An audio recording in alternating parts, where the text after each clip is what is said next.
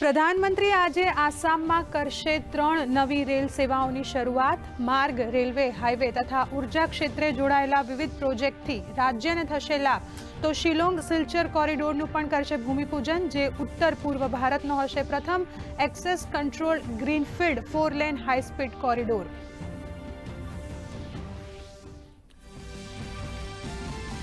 પ્રધાનમંત્રી નરેન્દ્ર મોદી આજે ગુવાહાટીથી 9.3 કરોડથી વધુ ખેડૂતોને કિસાન સન્માન નિધિનો 22મો હપ્તો કરશે રિલીઝ।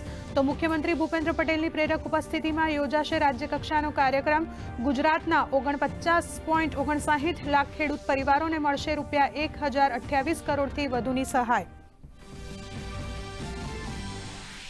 સંસદના બજેટ સત્રનો આજે 5મો દિવસ। બંને સદનમાં અનેક મહત્વપૂર્ણ કાર્ય સૂચિબદ્ધ। લોકસભામાં પ્રાઇવેટ મેમ્બર બિલ પર થશે ચર્ચા, તો વિનિયોગ બિલ 2026 પણ સૂચિબદ્ધ। ગઈકાલે લોકસભામાં પેટ્રોલિયમ અને કુદરતી ગેસ મંત્રીએ કહ્યું, ભારત કોઈ પણ સંકટ સામે લડવા લાંબા ગાળા માટે તૈયાર। લખનઉ વાસીઓને આજે ₹1519 કરોડના પ્રોજેક્ટ્સની સાથે મળશે ગ્રીન કોરિડોરની ભેટ। સંરક્ષણ મંત્રી રાજનાથસિંહ અને મુખ્યમંત્રી યોગી આદિત્યનાથ કરશે લોકાર્પણ। લખનઉ ગ્રીન કોરિડોરથી ટ્રાફિક જામની સમસ્યાનો આવશે કાયમી ઉકેલ।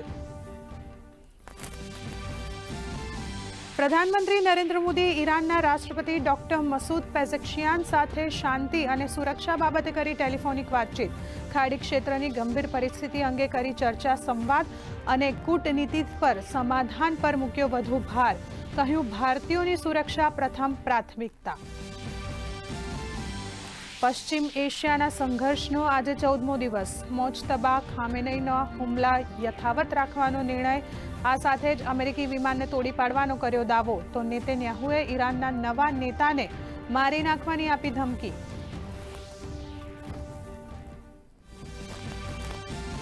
ભારતીય શેર બજારમાં આજે પણ કડાકો। બીએસસીના સેન્સેક્સમાં 900થી વધુ પોઈન્ટનો, તો નિફ્ટી બેંકમાં 1000થી વધુ પોઈન્ટનો ઘટાડો। ક્રૂડ ઓઇલના ભાવમાં નોંધાયો ઘટાડો, તો સોના ચાંદીના ભાવમાં પણ સામાન્ય ઘટાડો।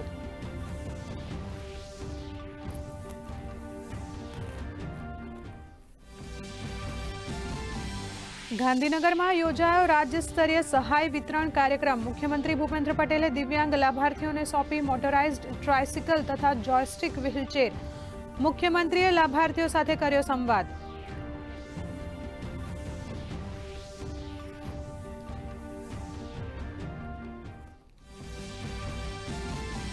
રાજ્યમાં ગરમીનો પ્રકોપ યથાવત। આજે રાજકોટ અને સુરેન્દ્રનગરમાં યલો એલર્ટ સાથે હીટ વેવની આગાહી। રાજકોટ 40.6 ડિગ્રી તાપમાન સાથે સૌથી વધુ ગરમ શહેર બન્યું, તો સુરતમાં પણ નોંધાયું 39.2 ડિગ્રી તાપમાન।